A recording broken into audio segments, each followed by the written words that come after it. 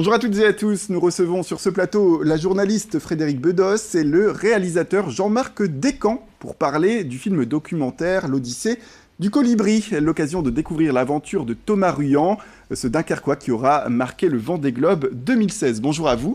Bonjour. Bonjour Xavier. Bonjour, merci d'être avec nous. Donc c'est la première fois, on le rappelle pour cette aventure, qu'un navigateur de cette course a pris la mer, non pas sous l'étiquette d'une marque, mais celle d'une ONG. C'est la vôtre, Frédérique Bedos. Parlons avant toute chose peut-être de cette ONG qui s'appelle, on le rappelle, le projet Imagine.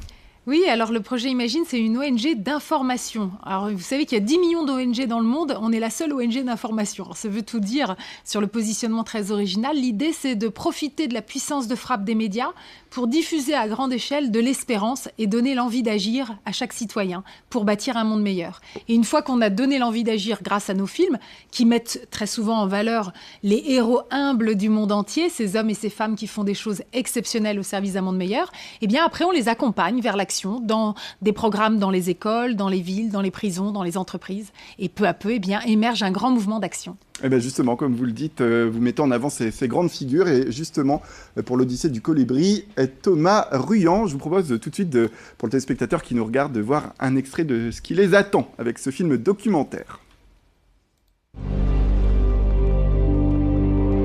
Le Cap Lewin, c'est passé, il n'en reste plus qu'un, le Horn.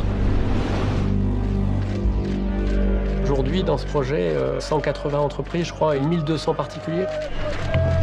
Bon, bah là, c'est la grosse galère. Donc, j'ai une énorme boîte d'eau.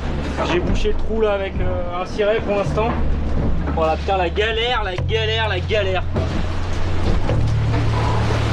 je suis pas tout seul. Vous êtes derrière, vous poussez derrière, donc merci pour ça. Je suis un peu tendu en ce moment là. Ce qui m'inquiète un peu, c'est la trajectoire pour sortir de ce boulet entre la zone des glaces et la Nouvelle-Zélande.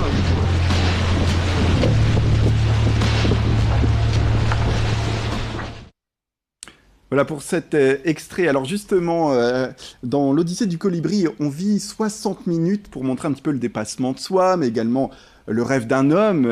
Comment on réussit à réaliser un documentaire avec des contraintes peut-être techniques, parce qu'il part en mer, il est en solitaire, c'est une aventure assez périlleuse finalement. Oui, c'est une aventure périlleuse parce que c'est le Vendée Globe et que c'est une aventure en solitaire, sans escale, sans assistance.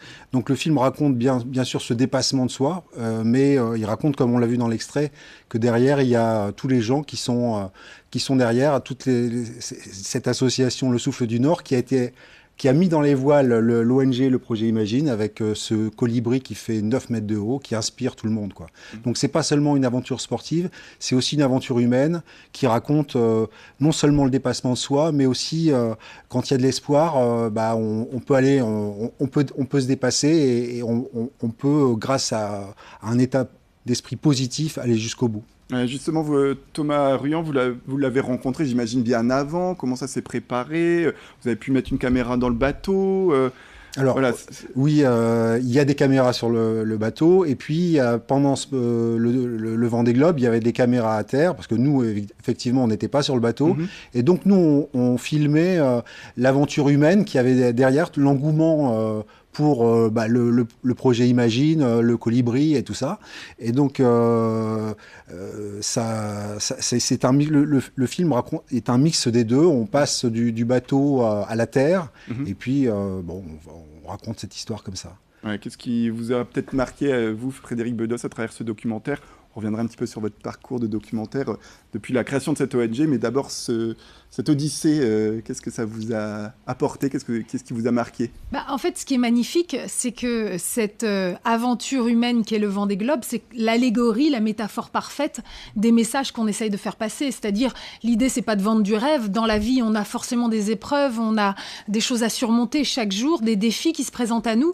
Et donc, il faut qu'on trouve l'énergie en soi, l'énergie d'y croire, l'énergie pour retourner à la bataille, pour soulever des montagnes. Et donc, il y a sans arrêt ce parallèle, le film le fait très bien, entre ce qui se passe en mer, donc ce dépassement de soi, etc., et ce qui se passe sur la terre avec la levée de tous ces bénévoles qui ont envie de vivre ces valeurs d'humanisme, de solidarité, et qui évidemment le font en se cassant les dents, en y laissant un peu de peau parfois, etc. Mais simplement, ça en vaut la peine. Voilà. Alors c'est ça qui est magnifique. Et alors, pour également parler de l'ONG depuis sa création en mars 2010. Si je ne me trompe pas, vous comptez une trentaine de films sur ces personnalités. Alors, comment on les choisit ? Est-ce qu'il y a des prétendants ? Et puis, est-ce que c'est vous qui les trouvez au détour d'une rue ? Alors, en fait, ce qui se passe, c'est que quand je me suis lancée dans l'aventure, j'avais déjà repéré quelques héros humbles, parce que je suis quelqu'un qui est assez engagé, qui navigue dans ces milieux-là.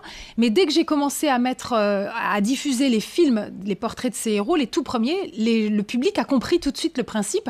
Et du coup, on me dénonce les héros du monde entier. Donc, sur le site, le projet imagine.com, sur les réseaux sociaux, on m'écrit et on me dit « Est-ce que vous avez repéré telle femme dans tel pays qui fait telle chose, tel homme, etc. » Et donc, on a des listes entières et effectivement, eh bien, on choisit celle qui porte le plus d'une aventure humaine incroyable et qui est inspirante et qui peut véritablement créer la contagion. Et ce qui est intéressant également, c'est qu'à travers vos documentaires, vos films documentaires et à travers cette ONG, il y a beaucoup aussi d'échanges avec le public. Vous ne les proposez pas qu'au cinéma, il y a aussi des questions-réponses. C'est important aussi d'aller au-delà des explications à travers le grand écran. Il faut aussi aller à la rencontre pour donner des précisions. Pour moi, c'est très important vraiment d'utiliser la puissance de frappe des médias en se disant qu'on a besoin d'un changement d'échelle en termes d'engagement sur le terrain. Si on veut changer le monde, si on veut rêver d'un monde plus juste, plus durable, il faut vraiment changer les comportements. Et donc, finalement, je me dis, on parle souvent de transition écologique, transition énergétique. Qui parle de la transition des consciences ? Et c'est là-dessus qu'on vient jouer. Mais on ne le fait pas en vous faisant la morale ou en faisant de la philosophie, mais en mettant en lumière les hommes et les femmes qui le vivent.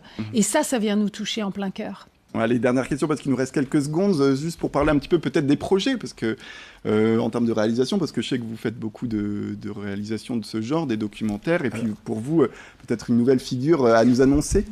Alors, en fait, un documentaire, ça prend en général 2 ans. Ici, il a fallu 3 ans et demi parce que le bateau s'est cassé. Il a fallu attendre qu'il reparte 1 an plus tard. Et donc, ça a été une longue aventure.